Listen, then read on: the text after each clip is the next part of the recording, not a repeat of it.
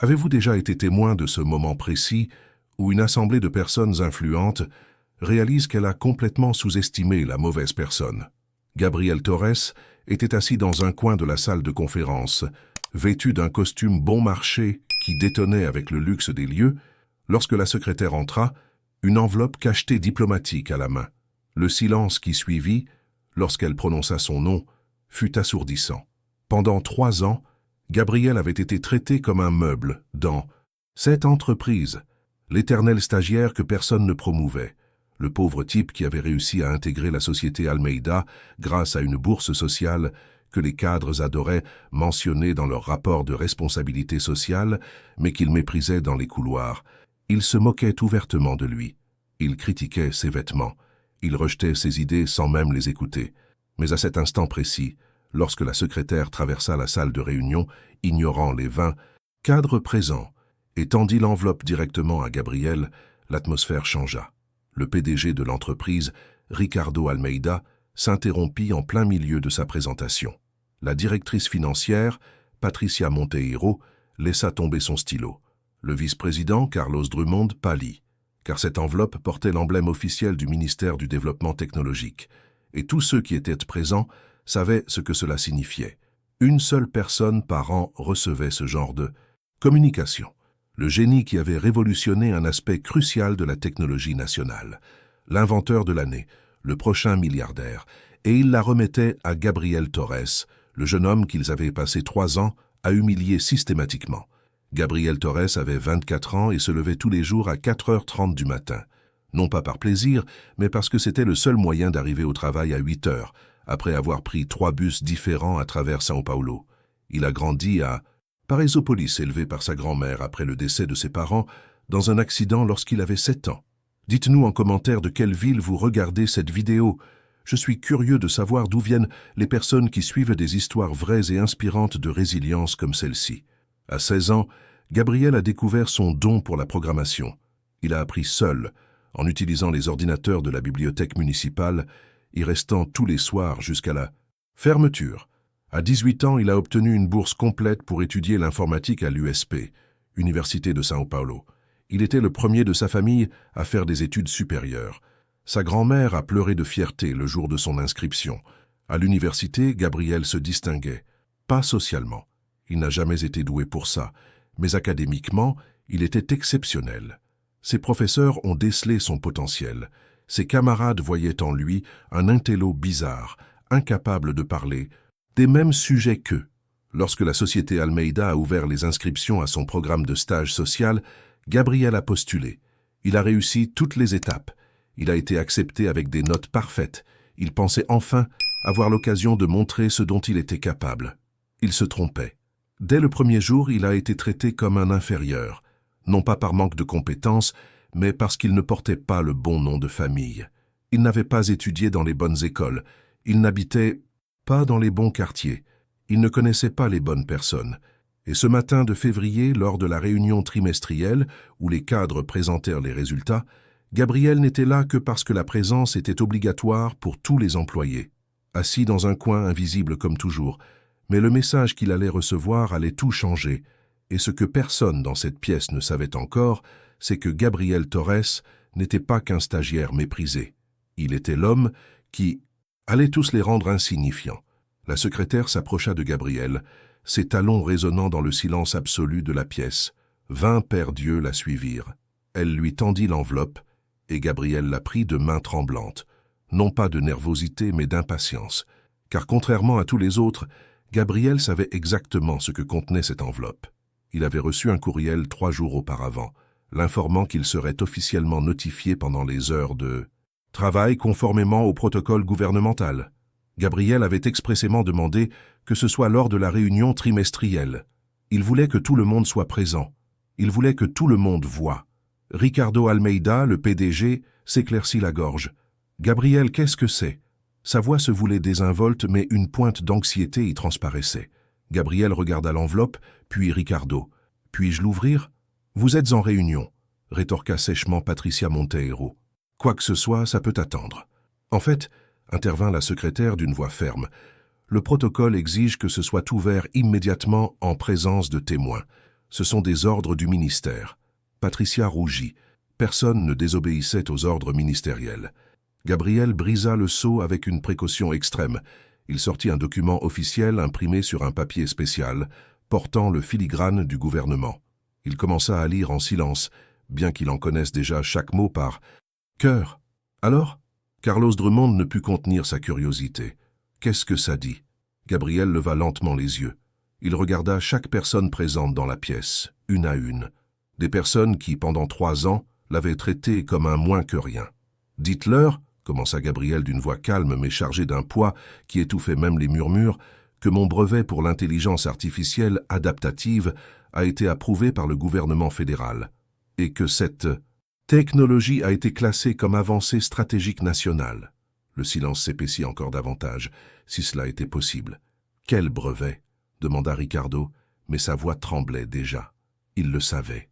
D'une manière ou d'une autre, il le savait. « Celui que j'ai développé ces 2 dernières années, » répondit Gabriel. « Sur mon temps libre, avec mon propre matériel. La technologie qui permet au système d'IA de s'adapter en temps réel à de nouveaux schémas sans avoir besoin d'être réentraîné. La technologie que le ministère de la Défense vient d'acheter pour 450 millions de réaux. On aurait pu entendre une mouche voler. 450 millions. C'était plus que le chiffre d'affaires annuel de la société Almeida. Et Gabriel Torres, le stagiaire détesté, l'avait développé tout seul. « Impossible, » murmura Patricia. « Vous n'avez pas de ressources, vous n'avez pas de laboratoire, vous n'avez pas... »« Je n'ai rien de ce que vous avez, » concéda Gabriel. « Mais j'ai quelque chose que l'argent ne peut acheter. J'ai un besoin, j'ai faim. J'ai le souvenir de chaque humiliation subie ici, qui a alimenté chaque ligne de code que j'ai écrite. » Il se leva, et pour la première fois en 3 ans, il ne se sentit plus petit dans cette pièce. Le document stipule également, poursuivit Gabriel, que dans le cadre de l'accord de licence, je serai nommé consultant technique principal, et que toute entreprise souhaitant mettre en œuvre cette technologie doit obtenir mon approbation personnelle. Ricardo Almeida devint livide. Il comprit immédiatement les implications. La société Almeida venait de perdre le plus gros contrat de son histoire, un contrat gouvernemental de 2 milliards de réaux sur 5 ans pour la mise en œuvre d'une IA. Ils avaient passé 18 mois et dépensé des millions en propositions. Et maintenant, tout reposait sur l'approbation de Gabriel Torres, l'homme qu'ils avaient systématiquement humilié. « Gabriel » tenta Ricardo d'une voix soudain amicale. « Peut-être pourrions-nous en parler en privé ?»« Non » répondit Gabriel simplement. « Il n'y a rien à dire. Vous avez eu 3 ans pour me traiter comme un être humain, 3 ans pour écouter mes idées, 3 ans pour reconnaître ma valeur, et vous avez choisi de faire le contraire. Vous ne pouvez pas nous reprocher de ne pas savoir, » commença Carlos. « Non » l'interrompit Gabriel. « Vous vous souvenez de la présentation que j'ai faite il y a 6 mois sur l'architecture neuronale adaptative, celle que vous avez annulée 5 minutes avant, parce que vous avez jugé plus important de discuter du menu du déjeuner d'entreprise ?» Carlos rougit. Cette présentation contenait les fondements de la technologie qui vient de me rendre riche, poursuivit Gabriel. S'ils m'avaient écouté, s'ils m'avaient accordé ne serait-ce qu'un quart d'heure de leur attention, la société Almeida aurait pu être mon partenaire. Nous aurions pu développer ce projet ensemble. On peut encore le faire, répondit Patricia rapidement. Gabriel, tu es jeune. Tu ne comprends pas comment fonctionne le monde de l'entreprise. Tu as besoin de personnes expérimentées pour... Pourquoi faire ? Demanda Gabriel. Pour m'apprendre à humilier les employés, à ignorer le talent parce qu'ils ne portent pas le bon nom, à bâtir des empires sur le travail de personnes que l'on considère comme jetables. Il prit son sac à dos usé, si différent des mallettes, en cuir italien qui entouraient la table. « Je démissionne », dit Gabriel, « immédiatement. Et pour être clair, la société Almeida n'aura jamais mon autorisation pour mettre en œuvre ma technologie. Jamais. Tu fais une erreur, » dit Ricardo, et sa voix était maintenant menaçante. « Tu crois que tu peux partir comme ça? Tu as signé des accords de confidentialité, des clauses de non-concurrence. Si tu as développé cette technologie pendant que tu travaillais ici, elle appartient à l'entreprise. » Gabriel sourit. Pour la première fois en 3 ans, son sourire était sincère. « Je m'y attendais.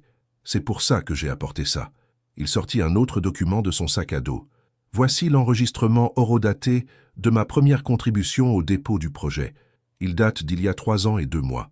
2 mois avant que je commence à travailler ici. » Il posa le document sur la table. Voici l'enregistrement de l'Office des brevets qui prouve que j'ai déposé l'idée principale il y a 3. Tiens, c'est, encore une fois avant de commencer ici, un autre document sur la table. Et voici les courriels de mes professeurs de l'USP confirmant que j'ai développé les prototypes initiaux pour mon projet de fin d'études, 6 mois avant mon premier jour ici. Ricardo ramassa les documents, les mains tremblantes. Tout était en ordre, parfaitement documenté. Gabriel s'était parfaitement protégé. « Voyez-vous, dit Gabriel, j'ai grandi pauvre. J'ai grandi dans un endroit où une seule occasion manquée pouvait faire la différence entre manger et mourir de faim. Alors j'ai appris très tôt à protéger ce qui m'appartient, à tout documenter, à ne jamais faire confiance aux puissants pour agir correctement. » Il se dirigea vers la porte, et personne ne tenta de l'arrêter. « Vous aurez de mes nouvelles, lança Gabriel sur le seuil. Quand la société Almeida perdra le contrat gouvernemental, quand son cours boursier s'effondrera, quand ses investisseurs découvriront que vous avez laissé filer la plus grande innovation technologique de la décennie parce que vous étiez trop occupé à vous moquer des vêtements bon marché du stagiaire. » Puis, il partit, laissant 20 cadres sous le choc. Mais ce que Gabriel ne dit pas, ce qu'il garda pour lui, c'est que cette réunion n'était que le début. Car dans les jours qui suivirent, ces mêmes personnes allaient découvrir que leurs humiliations avaient des conséquences bien plus graves qu'elles ne pouvaient l'imaginer, et que Gabriel Torres avait passé 3 ans non seulement à développer une technologie révolutionnaire, mais aussi à documenter méticuleusement chaque insulte, chaque injustice, chaque violation du droit du travail. Il avait des preuves, des enregistrements, des courriels. Tout était parfaitement organisé, et il était sur le point de tout utiliser non seulement pour détruire la société Almeida, mais aussi pour reconstruire tout le système qui permettait à des gens comme eux de prospérer sur la souffrance de gens comme lui. Le message délivré dans cette pièce ne concernait pas seulement un brevet. C'était une déclaration de guerre.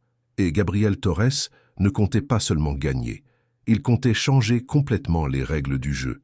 3 jours après son départ fracassant, Gabriel était assis dans un café à Pinheiro s'attendant. Il avait demandé cette réunion précise, avec des personnes précises. Et elles arrivaient. Marina Souza, journaliste d'investigation réputée pour avoir fait tomber des dirigeants corrompus, fut la première à arriver. Elle avait révélé le scandale Petrobras des années auparavant. « Gabriel Torres ?» demanda-t-elle en s'asseyant en face de lui. « Votre courriel était intrigant. »« Merci d'être venu, » répondit Gabriel. « J'ai un reportage à vous raconter. Un reportage sur la façon dont les plus grandes entreprises brésiliennes exploitent et se débarrassent systématiquement des talents issus des communautés pauvres, tout en engrangeant des milliards de profits. » Marina prit son enregistreur. « Je vous écoute. » Mais avant que Gabriel ne puisse commencer, 2 autres personnes arrivèrent. Fernando Costa, avocat spécialisé dans le droit du travail, célèbre pour avoir remporté des procès impossibles contre de grandes entreprises, et Luciana Ribeiro, députée fédérale connue pour son travail sur la réforme des entreprises. « Vous avez tous reçu mon courriel, » dit Gabriel une fois tout le monde assis, « et vous êtes tous venus.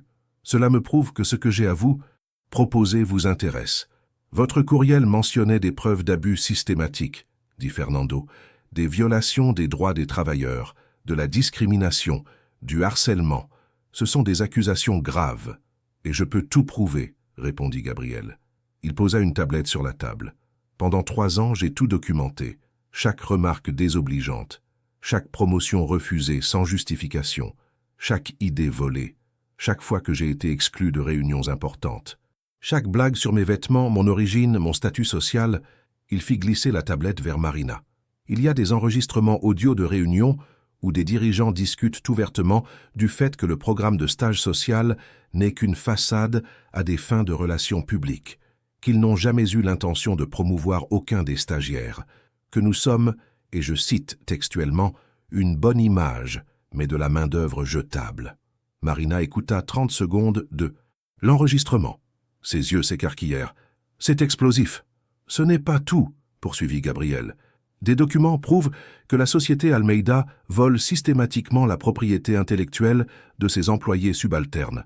Il procède par le biais de clauses dissimulées dans des contrats aux dizaines de pages, sachant que les personnes en recherche d'emploi ne liront pas tout ni n'en comprendront les implications juridiques. » Fernando lisait les documents rapidement et son Expression se faisait plus grave à chaque page. C'est systématique. Ce n'est pas un cas isolé, c'est une opération délibérée. Exactement, dit Gabriel. Et il n'y a pas que la société Almeida. J'ai parlé avec d'autres collègues d'autres entreprises. Le même schéma se répète. C'est tout un système conçu pour exploiter les personnes vulnérables tout en les maintenant dans des impasses professionnelles. Luciana Ribeiro était restée silencieuse jusqu'à présent, mais elle prit finalement la parole. « Que veux-tu, Gabriel? De la vengeance ?»« Je veux justice, » corrigea Gabriel. « Je veux que ce système soit dénoncé. Je veux que les lois changent. Je veux que les programmes de responsabilité sociale soient correctement réglementés et soumis à un véritable contrôle. Et je veux que chaque personne ayant subi des abus comme j'en ai subi soit indemnisée. Cela va provoquer un véritable séisme dans le monde des entreprises, observa Marina. Des dizaines d'entreprises utilisent des programmes similaires. On parle potentiellement de milliers de victimes. Je sais, dit Gabriel. C'est précisément pour cela que je fais ça. Fernando se pencha en avant. Gabriel, comprends-tu que Ricardo Almeida ne se laissera pas faire? Il a des ressources illimitées. Des avocats capables de faire traîner les procès pendant des années. Il essaiera de te détruire par tous les moyens. Qu'il essaie, répondit Gabriel. Mon brevet me rapporte 450 millions de... Réo, je peux engager les meilleurs avocats du pays. Et surtout, j'ai la vérité de mon côté.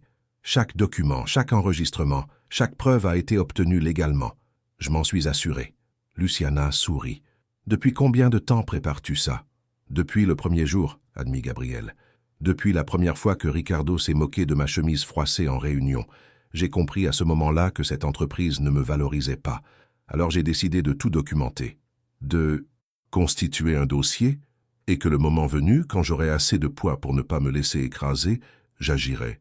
Et ce moment est arrivé, dit Marina, parce que tu n'es plus le stagiaire vulnérable. Tu es un inventeur millionnaire protégé par l'État. Exactement, approuva Gabriel. Pendant les 2 heures qui suivirent, ils élaborèrent un plan. Marina publierait une série d'enquêtes. Fernando déposerait une action collective au nom de tous les stagiaires maltraités. Luciana présenterait un projet de loi au Congrès pour réglementer les programmes de stages sociaux et renforcer la protection des travailleurs. Et Gabriel serait le visage de cette initiative, le symbole, l'homme qui aurait dit non. Mais alors que la réunion touchait à sa fin, Marina posa une question qui changea tout. « Gabriel, puis-je te poser une question? Pourquoi n'es-tu pas parti il y a 1 an? 2 ans? Le projet était manifestement bien avancé. Pourquoi es-tu resté et as-tu subi cette humiliation alors que tu aurais pu partir ?» Gabriel resta silencieux un instant. « Parce que j'avais besoin de comprendre, finit-il par dire. J'avais besoin de comprendre la mentalité de gens comme Ricardo Almeida, leur mode opératoire, leurs faiblesses. Et il me fallait du temps pour constituer un dossier irréfutable. Si j'étais parti plus tôt, ça n'aurait été qu'une histoire de plus sur un stagiaire malheureux. Mais en restant, en documentant, en accumulant des preuves, maintenant, j'ai quelque chose qui peut changer tout le système. Et puis, poursuivit-il d'une voix plus grave, je n'étais pas le seul boursier. Il y en avait 5 autres. Des gens bien, des gens talentueux. Et ils n'avaient pas un brevet à $1 million pour les sauver. Ils étaient piégés. Alors je suis resté parce que si je partais, qui documenterait les abus? Qui constituerait le dossier? Qui se battrait pour eux? Marina coupa l'enregistreur. Gabriel, tu viens de me livrer le meilleur reportage de ma carrière. Mais surtout, tu viens de me montrer que l'héroïsme n'a rien à voir avec les capes et les super-pouvoirs. C'est endurer l'insupportable pour que les autres n'aient pas à le faire. 3 jours plus tard, le premier article de Marina était publié. Le titre était sans équivoque « Le système caché. Comment les entreprises brésiliennes utilisent les programmes sociaux pour exploiter les plus vulnérables ». La réaction fut immédiate et explosive. L'article comprenait non seulement le témoignage de Gabriel, mais aussi des entretiens avec des dizaines d'autres boursiers de différentes entreprises. Tous racontaient des histoires similaires, décrivant le même schéma d'abus systématique. Les actions d'Almeida Corporation chutèrent de 23% en une seule journée. Les investisseurs paniquèrent. Le conseil d'administration exigea des explications de Ricardo. Mais Ricardo Almeida n'était pas du genre à accepter la défaite facilement. Le lendemain matin de la publication, il convoqua une conférence de presse. Les accusations portées contre Almeida Corporation sont infondées et diffamatoires, déclara-t-il d'une voix ferme. « Gabriel Torres est un ancien employé aigri qui tente d'extorquer notre entreprise. Les enregistrements ont été sortis de leur contexte. Les documents ont été manipulés. Nous porterons plainte pour diffamation et nous gagnerons. » C'était une manœuvre calculée pour discréditer Gabriel, pour le faire passer de victime à bourreau et au début, ça a marché. Les médias conservateurs ont commencé à remettre en question le récit. Des commentateurs ont avancé que Gabriel était simplement jaloux du succès d'autrui, qu'il devrait être reconnaissant de l'opportunité que lui avait offerte la société Almeida. Gabriel observait tout depuis son nouveau domicile, un modeste appartement qu'il avait acheté à Villa Madalena. Il n'avait pas déménagé dans un quartier huppé. Il ne voulait pas renier ses racines. Son téléphone sonna. C'était « Fernando, l'avocat. Tu as vu la conférence de presse ?»« Oui, » répondit Gabriel calmement. Il essaie de retourner la situation, et ça marche avec une partie des médias. « Je m'y attendais, » dit Gabriel. « C'est pourquoi j'ai gardé les meilleures preuves pour plus tard. »« Quelles preuves ?» demanda Fernando. « Vous verrez, » répondit Gabriel. « Demain, à l'audience préliminaire, je témoignerai, et j'apporterai quelque chose que Ricardo ignore. » Le lendemain, la salle d'audience était bondée. Des journalistes de tous les grands médias, des caméras partout. C'était l'affaire du moment. Gabriel entra dans la salle d'audience en costume. Pas le costume bon marché de la veille, mais rien d'extravagant non plus. Quelque chose de digne, de respectueux. Il prit place et jura de dire la vérité. L'avocat de Ricardo, un certain Dr Moreira, réputé pour sa brutalité, commença l'interrogatoire. « Monsieur Torres, » dit-il d'un ton condescendant, « ne trouvez-vous pas étrange que ces accusations surgissent juste après que vous ayez reçu une grosse somme d'argent? N'est-il pas possible que vous essayiez simplement d'extorquer encore plus ?»« Non, » répondit calmement Gabriel, « et je peux le prouver. » Il fit signe à Fernando, qui apporta une boîte. « Qu'est-ce que c'est ?» demanda le juge. « Des preuves supplémentaires, votre honneur, » répondit Gabriel. « Des preuves que je me sens enfin en sécurité pour présenter, maintenant que j'ai les moyens de me protéger de représailles. » Il ouvrit la boîte. À l'intérieur, des dizaines d'enveloppes. « Pendant mes 3 années chez Almeida Corporation, » expliqua Gabriel, « je n'étais pas le seul. Il y en avait d'autres. Certains sont partis, d'autres y travaillent encore.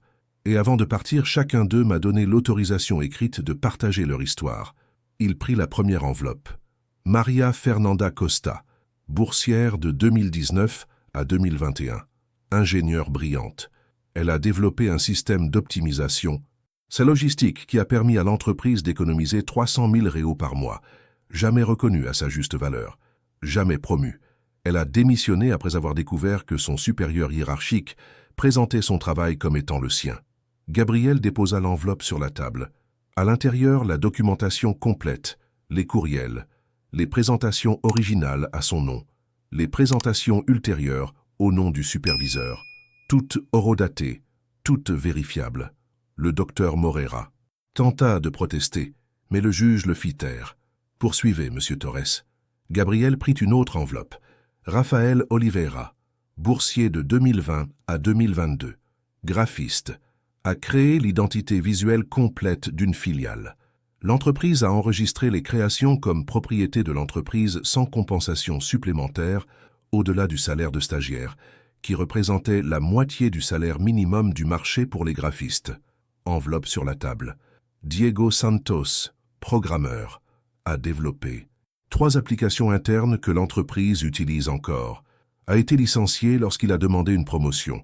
L'entreprise a déclaré que ses performances étaient insatisfaisantes, mais a continué d'utiliser et de maintenir toutes ses applications. » Enveloppe sur la table. Gabriel poursuivit. Enveloppe après enveloppe, histoire après histoire, chacune méticuleusement documentée, chacune révélant le même schéma d'exploitation. Au bout de la 10e enveloppe, le docteur Moreira était visiblement perturbé. À la 20e, il était livide. Dans la salle d'audience, un silence absolu régnait. Les journalistes prenaient leurs notes frénétiquement. Les caméras immortalisaient chaque instant. « Et enfin, » dit Gabriel en ramassant la dernière enveloppe, « voici mon histoire. Mais il ne s'agit pas d'un vol de travail, c'est quelque chose de plus personnel. » Il ouvrit l'enveloppe et en sortit une photo. Cette photo a été prise il y a 1 an, au déjeuner de fin d'année de l'entreprise. Vous voyez les cadres, tous en costume de marque, assis à la table d'honneur. Et si vous regardez dans le coin, tout au fond, il montra du doigt. Vous voyez cette silhouette floue? C'est moi, et les 5 autres, séparés, littéralement à une autre table, comme si notre présence était une source de contamination. Il posa la photo sur la table. Cela peut paraître anodin, cela peut paraître insignifiant, mais c'est symptomatique. Nous n'étions pas considérés comme faisant partie de l'équipe. Nous étions considérés comme des objets, comme des outils jetables, comme de la propagande pour les rapports de développement durable. Gabriel se tourna vers Ricardo, assis dans la galerie. Et depuis, je garde cette photo avec moi chaque jour, comme un rappel, comme une source de motivation, comme la preuve que, quel que soit votre talent, si vous n'êtes pas né au bon endroit, avec les bonnes personnes, vous ne serez jamais vraiment accepté. Le juge était visiblement touché. Monsieur Torres, cette preuve est extrêmement pertinente. Je l'admets au dossier. Le docteur Moreira tenta une dernière manœuvre. Votre honneur, ce ne sont que des histoires. Il y a des employés mécontents dans toutes les entreprises. Cela ne prouve pas l'existence d'un complot systématique. Ah bon, dit Gabriel, et il y avait quelque chose de menaçant dans sa voix. Alors, expliquez-moi ceci. Fernando apporta un autre document, plus grand, plus lourd. Ceci, annonça Gabriel, est le manuel des ressources humaines internes de la société Almeida, obtenu légalement grâce à une source confidentielle. Et à la page 43, il y a une section intitulée « Gestion du programme de stages sociaux ». Il commença à lire « Les stagiaires doivent être affectés à des postes peu visibles. Les promotions doivent être évitées, quelle que soit leur performance, afin de réduire les coûts. Les contributions importantes doivent être réattribuées aux employés permanents, afin d'éviter de dépendre du personnel temporaire. Les stagiaires faisant preuve d'une ambition excessive doivent être gérés par des critiques constantes jusqu'à ce qu'ils démissionnent volontairement. » Le silence dans la salle d'audience était assourdissant. « Gérés par des critiques constantes », répéta Gabriel. Autrement dit, une forme de harcèlement psychologique délibéré jusqu'à ce que la personne craque et parte. C'est écrit noir sur blanc, dans le manuel officiel. Le docteur Moreira se leva. « Ce document est confidentiel. Il a été obtenu illégalement. » « Il a été obtenu par un lanceur d'alerte protégé par la loi, » rétorqua Fernando, « et il est recevable comme preuve de pratique de travail illégale. » Le juge frappa du marteau. « Silence.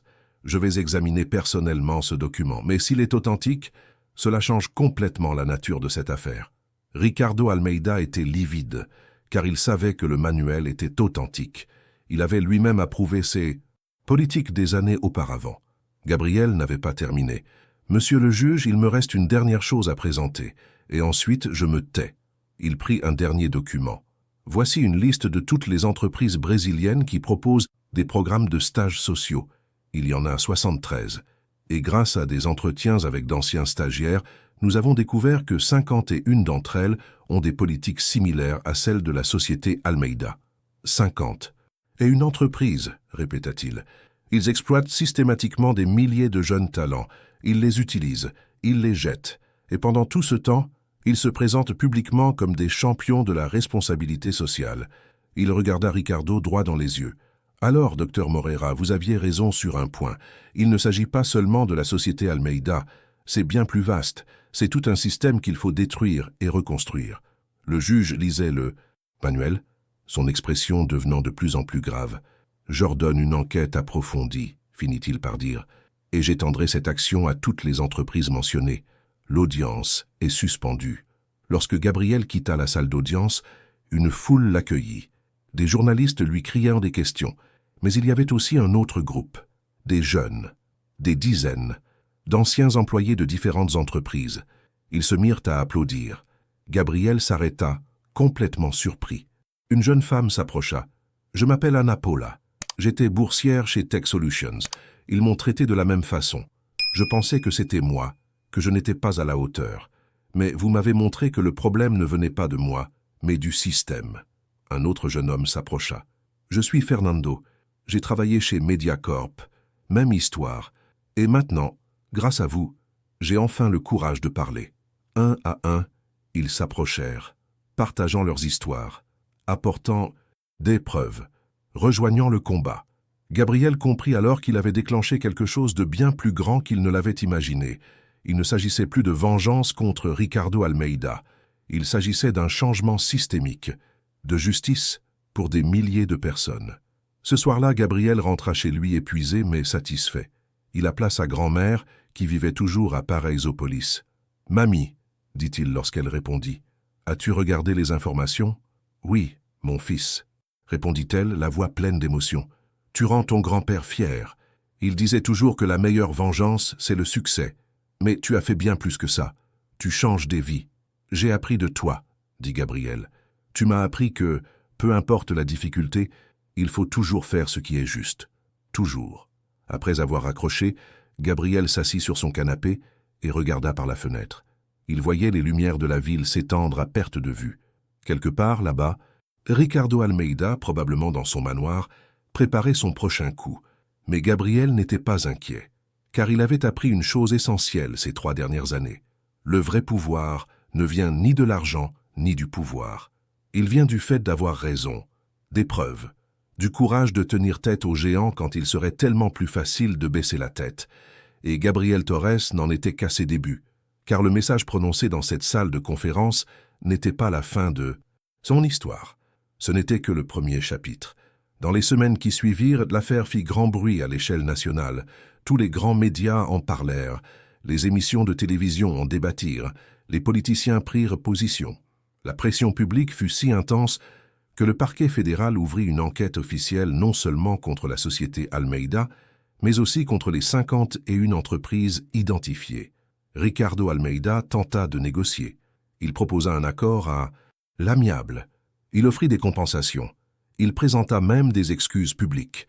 Mais Gabriel refusa tout. « Ce n'est pas une question d'argent », déclara-t-il lors d'une interview télévisée. « C'est une question de principe.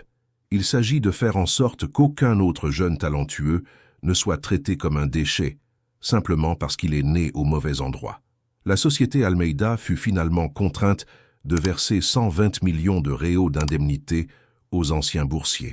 Ricardo Almeida fut démis de ses fonctions de PDG par le conseil d'administration. Plusieurs autres entreprises connurent un sort similaire, mais la plus grande victoire survint 6 mois plus tard, lorsque le Congrès adopta la loi sur la protection des programmes sociaux des entreprises. Cette loi, créée par Luciana Ribeiro, instaura un contrôle rigoureux, des droits clairs pour les bénéficiaires de bourses et des sanctions sévères en cas d'exploitation. Gabriel fut invité à la cérémonie de signature. Lorsque le président signa la loi, il utilisa le stylo avec lequel Gabriel avait signé son contrat d'embauche chez Almeida Corporation, 3 ans auparavant. Le même stylo, un symbole. « Vous avez changé le pays », dit le président à Gabriel. « Non », répondit Gabriel. « J'ai simplement refusé d'accepter que les choses restent ainsi. Le changement s'est produit parce que des milliers de personnes attendaient quelqu'un qui ait le courage de faire le premier pas. » 1 an après cette journée dans la salle de conférence, Gabriel était de retour à l'USP. Non pas comme étudiant, mais comme conférencier invité.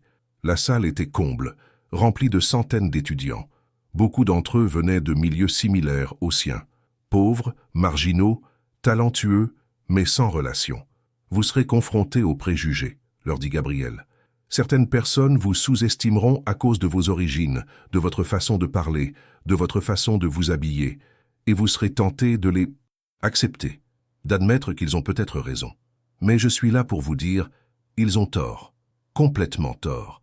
Votre valeur ne se mesure pas à votre code postal. Votre potentiel n'est pas limité par votre compte en banque, et votre avenir n'est pas écrit par ceux qui n'ont jamais connu vos difficultés. Il marqua une pause, observant les jeunes visages de l'auditoire. Il y a 1 an, j'étais stagiaire, ignoré de tous. Aujourd'hui, je suis inventeur, militant, un symbole du changement. Et la seule différence entre le Gabriel d'il y a 1 an et celui d'aujourd'hui, ce n'est ni l'argent ni la célébrité. C'est la décision de ne plus accepter l'invisibilité. Alors, mon conseil est simple, n'acceptez jamais l'invisibilité. N'acceptez jamais que votre talent soit inutile. Et face à l'injustice, ne vous contentez pas de vous plaindre. Documentez-la, constituez un dossier. Et le moment venu, lorsque vous aurez la force de ne pas vous laisser écraser, agissez. L'auditoire se leva pour applaudir. Mais Gabriel remarqua un étudiant au fond de la salle qui n'applaudissait pas. Il le regardait avec une expression que Gabriel reconnut immédiatement, la douleur.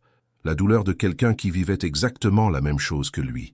Après la conférence, Gabriel alla à la rencontre de l'étudiant. « Comment t'appelles-tu »« Lucas », répondit le jeune homme avec hésitation. « Et tu traverses une épreuve similaire à la mienne, n'est-ce pas ?»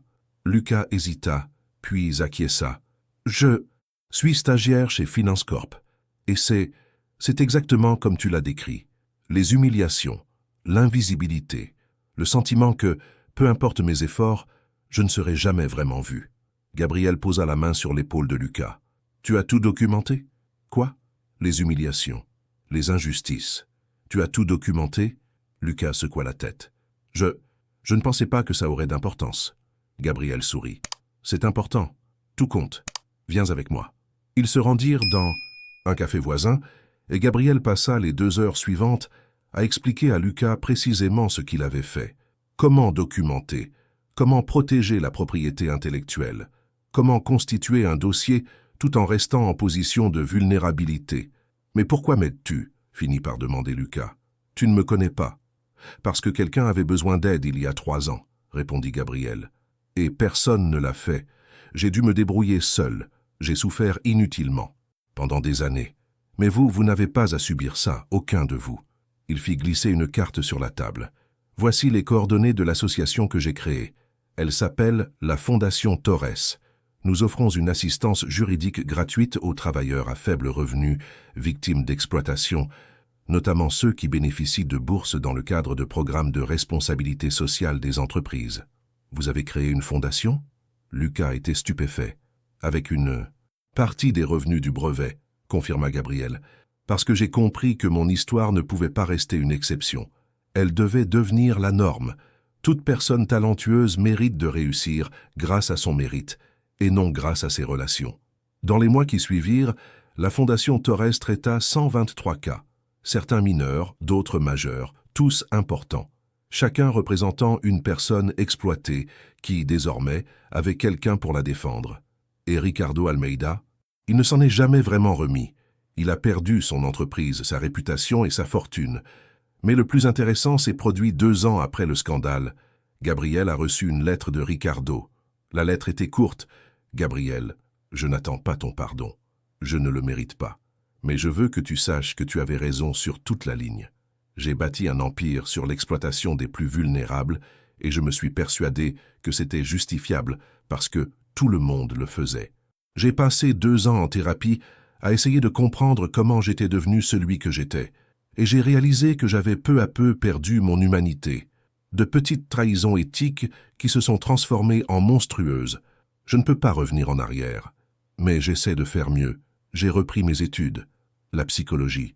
Je veux comprendre les systèmes d'abus et peut-être un jour utiliser cette compréhension pour aider au lieu de blesser. Tu n'as pas seulement détruit mon empire, tu m'as forcé à faire face à ce que j'étais devenu. Et pour cela, étrangement, je te suis reconnaissant.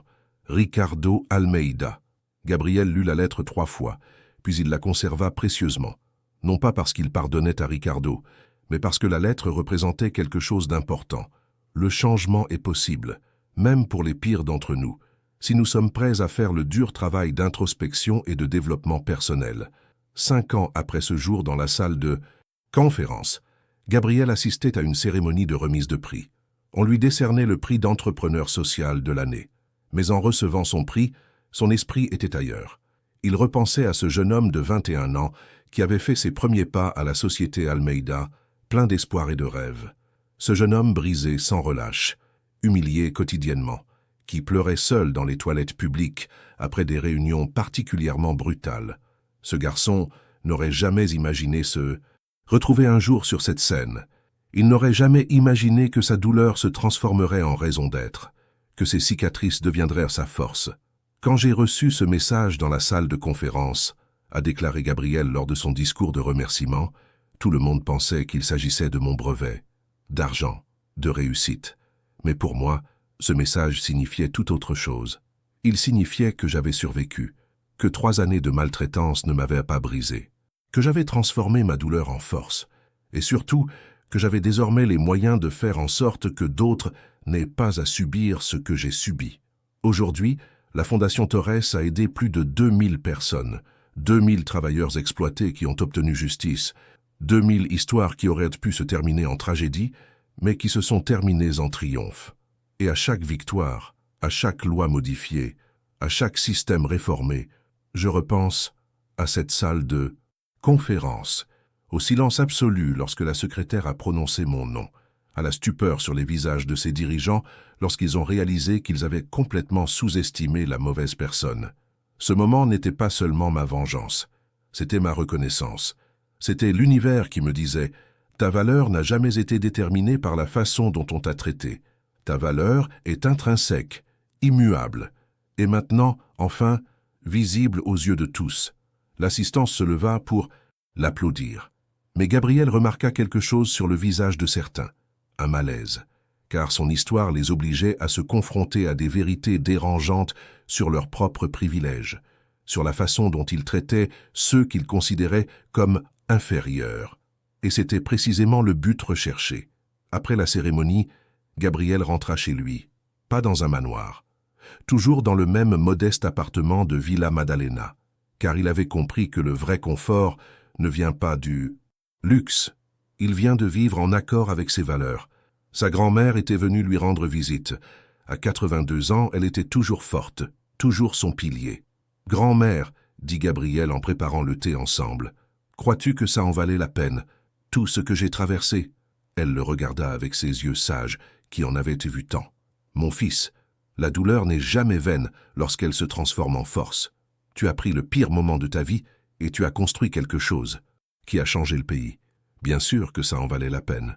Mais parfois je me demande, admit Gabriel, si j'aurais pu tout faire sans passer par là, si j'aurais pu réussir et être heureux sans ces 3 années de souffrance. Peut-être, dit-elle avec sagesse, mais tu ne serais pas la même personne. Tu n'aurais pas la même empathie, tu n'aurais pas la même détermination. La souffrance n'est pas nécessaire pour réussir, mais quand elle survient, on peut choisir comment la gérer. Et tu as choisi de la transformer en quelque chose de beau, de puissant, quelque chose qui épargne aux autres la même souffrance. Gabriel serra sa grand-mère dans ses bras, les larmes aux yeux. Ce soir-là, avant de s'endormir, Gabriel fit comme tous les soirs. Il ouvrit son ordinateur portable et consulta les courriels de la Fondation Torres. Il y avait toujours de nouveaux cas, de nouvelles histoires, de nouvelles personnes ayant besoin d'aide. Ce soir-là, un courriel en particulier attira son attention. Il provenait d'une jeune femme nommée Béatrice. Elle effectuait un stage dans une entreprise de médias et décrivait des humiliations qui lui semblaient terriblement familières. Gabriel répondit immédiatement « Béatrice, j'ai bien reçu ton courriel. Sache que tu n'es pas seule, tu n'es pas folle, et tu ne mérites pas d'être traitée ainsi. Nous allons t'aider. Mais surtout, nous ferons en sorte que l'entreprise responsable de ces agissements en subisse les conséquences. Comme nous l'avons fait pour 52 autres entreprises. Tu as du pouvoir, plus que tu ne l'imagines. Et ensemble, nous utiliserons ce pouvoir pour changer les choses. Ton histoire ne se terminera pas par un échec. Elle se terminera par une victoire. Je te le promets. Gabriel Torres. Il envoya le courriel et ferma son ordinateur portable. Dehors, la ville dormait. Mais Gabriel savait que quelque part, Béatrice lisait sa réponse. Et pour la première fois depuis des mois, peut-être des années, elle ressentait quelque chose qu'elle avait oublié, l'espoir. Et c'est pourquoi Gabriel continuait. Non pas pour l'argent, non pas pour la gloire, mais pour chaque Béatrice, chaque Lucas, chaque jeune talent broyé par un système injuste et qui avait simplement besoin d'entendre « Je te vois, je crois en toi, et je me battrai pour toi ». Le message délivré dans cette salle de conférence, 5 ans plus tôt, avait tout changé, mais pas comme on l'imaginait. Il ne s'agissait pas du brevet. Il ne s'agissait pas des 450 millions. Il s'agissait de reconnaissance. Il s'agissait du moment où Gabriel Torres, le garçon méprisé, était devenu visible, où sa valeur avait été reconnue, où ses humiliations avaient été vengées. Et ce moment lui avait donné la force de construire quelque chose de bien plus grand que lui, de créer un mouvement, de changer les lois, de sauver des milliers de vies. Alors, quand on demandait à Gabriel quel avait été le moment le plus important de sa vie, il ne citait pas le jour où il avait inventé la technologie révolutionnaire. Il ne citait pas le jour où il avait reçu 450 millions. Il disait « Le moment le plus important, c'est quand une secrétaire a traversé une salle de conférence et a prononcé mon nom. Parce qu'à cet instant précis, j'ai cessé d'être invisible. Et quand on cesse d'être invisible, on acquiert le pouvoir de rendre les autres visibles. Et Gabriel Torres a consacré le reste de sa vie à faire exactement cela. Rendre l'invisible visible, donner la parole aux réduits au silence et prouver que les héros peuvent surgir des endroits les plus inattendus. Parfois, tout ce dont nous avons besoin, c'est d'un message. Un message délivré au bon moment. Un message qui dit « Tu comptes, ton talent compte, ton histoire compte ». Et quand nous recevons ce message, quand nous y croyons enfin, rien ne peut nous arrêter. Absolument rien.